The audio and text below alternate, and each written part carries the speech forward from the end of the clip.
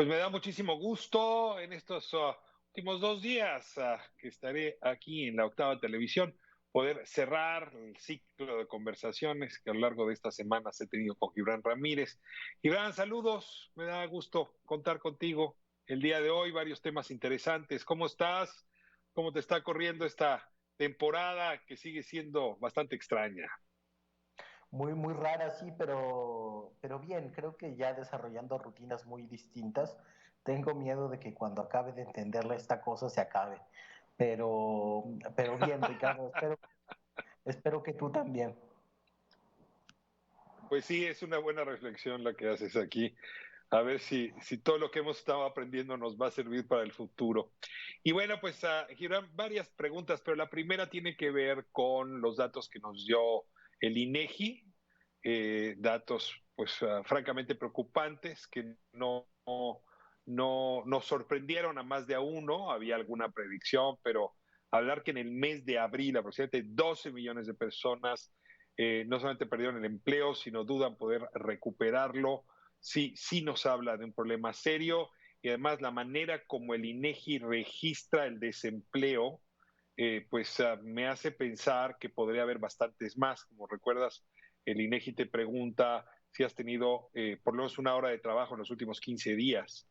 Así es que si hiciste trabajo en el hogar, ¿no? O si hiciste una hora de ayuda en una obra en la construcción, ya eso basta para que no seas desempleado.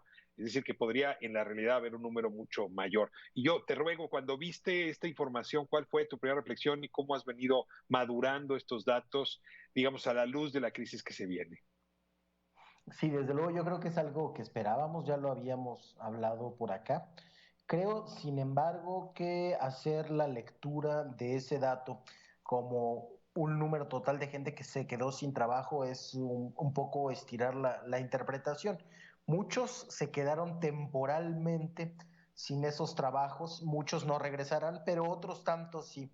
Lo que me llama más la atención es que creo, a la luz de estos datos, que estamos sobreestimando el sector formal de la economía en México. Si el número de empleos perdidos en estos meses es de apenas un décimo del subempleo o prácticamente o práctico desempleo en el que Mm. están muchas personas, quiere decir, creo, que tenemos un sector informal mucho más grande de lo que creíamos y que nuestra estructura económica es bastante Perdón, distinta. Sí, perdón que te detenga aquí. Digamos, es un entendimiento común que 6 de cada 10 personas en edad de trabajar y que lo hacen, o sea, 6 personas de cada 10 de la PEA que tienen empleo están en el sector formal. ¿Me estás diciendo que tu cálculo te llevaría a una cifra distinta, a 7 o incluso a 8 de cada 10?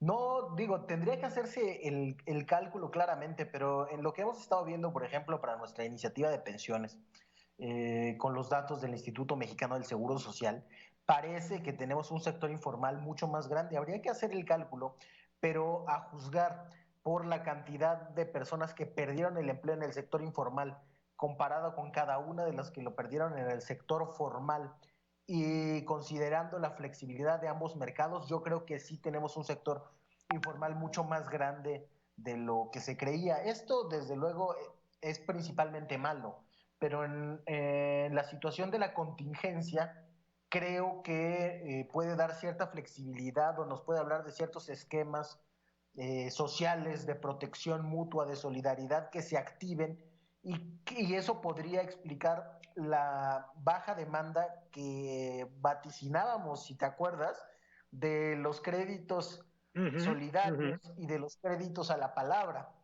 La gente de por sí está en una situación precaria y tiene redes sociales para afrontar las contingencias sociales, las contingencias de las familias. Yo creo que la baja demanda de estos créditos obedece en buena medida a que todo ese universo de mecanismos se activó. Desde luego, hecho en falta el conocimiento sociológico de todo ese universo, porque estamos a ciegas en eso. Hay muy poca sociología y muy poco periodismo, digamos, de la experiencia de la informalidad o de las distintas experiencias de la informalidad. Lo que sí es que estamos a la vera de una crisis social, económica, de grandes dimensiones, que la recuperación del empleo no será tan rápida, creo, como el augura el secretario de Hacienda. Y este año, pues ya se acabó en lo importante que tenía que pasar este año.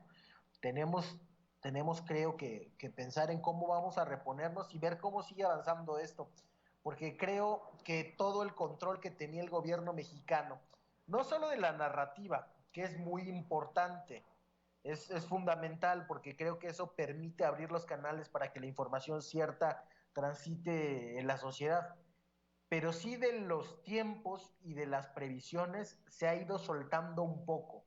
Veíamos en las Sí, encuestas más recientes, estoy pensando en la de Alejandro Moreno, que el propio Hugo López Gatell perdió en estos meses entre mucha gente, un poco por la campaña negativa de la oposición y de algunos medios de comunicación, otro poco por el cambio, supongo, en las propias previsiones que ha hecho el subsecretario, perdió mucha credibilidad y con eso la propia estrategia de afrontar la pandemia.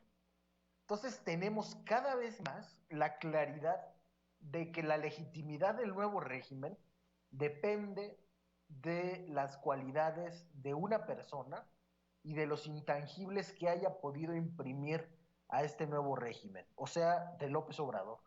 Si seguridad y economía y ahora salud se juzgan cada vez más mal que bien, pero el presidente sigue teniendo una aprobación del 60%, que volvió a caer un poco.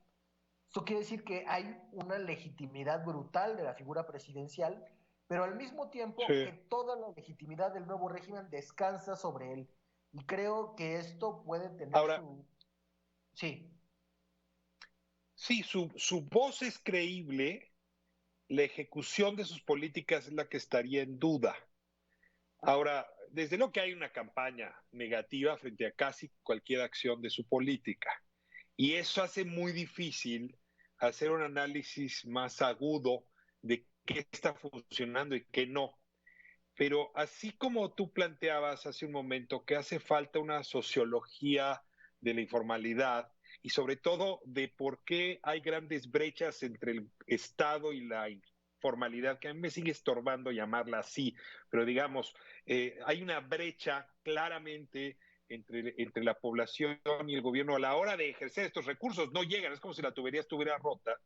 Yo me estoy preguntando, Gibran, si el otro gran problema no es los padrones del bienestar, porque ahí también nos está haciendo falta una sociología para ver si todos esos recursos que el presidente ha destinado para los más pobres están realmente llegando a sus destinatarios. Creo que ahí hay otra reflexión que fuera de discusiones ideológicas y polarizantes tendríamos que estar haciendo con toda seriedad. sí, y digo, ha faltado desde luego un poco de información al respecto. La irrupción territorial de los servidores de la nación pues ha sido brutal, ha más que duplicado la estructura que tenía el gobierno para toda su política social, incluyendo Prospera, adultos mayores. Es decir, eso es una novedad bastante radical. Y los operativos de pago pues se han llevado a cabo. Lo que creo que no podemos saber es si en el caso, en el otro, en el de las empresas, que supongo que se hizo con base en el padrón de jóvenes construyendo el futuro, porque es el único que toma en Uh -huh. cuenta las unidades económicas informales. Lo que no sabemos entonces es por qué, si están en constante contacto con el programa para vincular o desvincular becarios, no les llegó o esta información o este beneficio o no lo quisieron. Creo que ahí hay un problema así Uh -huh. estructural y de coordinación del que no se ha hablado. ¿Ves al presidente revisando algunas de las premisas de política pública después de esta experiencia del coronavirus? Y desde luego, no te pregunto por algo que creo que tiene una respuesta muy puntual. No tendría por qué revisar los objetivos, pero quizás sí los medios para alcanzar esos objetivos. Lo ves haciéndolo, ves a su gobierno, porque pues no es lo mismo poner un paquete a disposición de la población que ese paquete llegue a la población. Y en ese sentido, quizá no solamente teníamos un elefante reumático, que era como él lo veía, sino en realidad, pues un árbol que no tiene raíces, me refiero al Estado, que penetren realmente la tierra de su país. Sí, yo creo que entre las labores que significa el gobierno, yo diría en términos de política clásica, de teoría política clásica, entre reinar y administrar, el presidente sobre todo se ha Uh -huh. dedicado a lo primero, a dar las grandes líneas, establecer los objetivos y delegar la autoridad administrativa en su gabinete, como yo creo que cualquier jefe de Estado que conjunte también las funciones de la jefatura de gobierno tiene que hacer. Pero, y creo que eso es lo que tendrá que considerar en todo caso. No creo, desde luego no va a reconsiderar los objetivos de la transformación, y creo que en esos va a fondo. Pero en lo que tiene que ver con la administración, si no se va a poner a revisar política pública por política pública, digamos en su proceso, porque además son términos que no le gustan, a mí tampoco. No. Lo que sí creo que Pero va a pues es, revisar, ni modo. sí, lo que sí creo que va a Tenemos que revisar, inventar otro lenguaje, lo pero que pues ni tendría modo, que se revisar, llaman políticas públicas. sí, lo que tendría que revisar en todo caso, creo, es a su gabinete, porque los detalles de política pública en realidad se deciden en quién delega. Y creo que en eso ha habido algunas diferencias y creo que ahí es donde tendría que apretar las tuercas, hacer ya algunos cambios pensando en, ya se van a cumplir 2 años prácticamente de que empezó a gobernar. Él empezó a gobernar al día siguiente de que ganó, en muchos sentidos. Entonces, yo creo que los cambios tendrán que venir por ahí y desde luego que se ayudará desde la crítica si señalamos dónde está fallando en específico cada cosa. El problema es que de algunas políticas no hay información suficiente, de otras sí lo hay y creo que sería sencillo eh, hacer algunas recomendaciones de cambio. El problema es que la intoxicación del debate público, Ricardo, no permite que se discutan esos detalles en lo fino. Un día un activista en materia de seguridad y particularmente de secuestro me invitó a tomar un café porque yo le había señalado de ser cómplice de García Luna desde la sociedad civil. Y bueno, fue un esfuerzo de escucharnos, pero yo le decía, a ver, sí, me decía, la Guardia Nacional está mal porque es militar y quién sabe qué. A ver, entonces hay que sacarle como 10 capas a la discusión, a ver si la Guardia Nacional si fuera a hacer, ¿qué es lo que estaría fallando concretamente?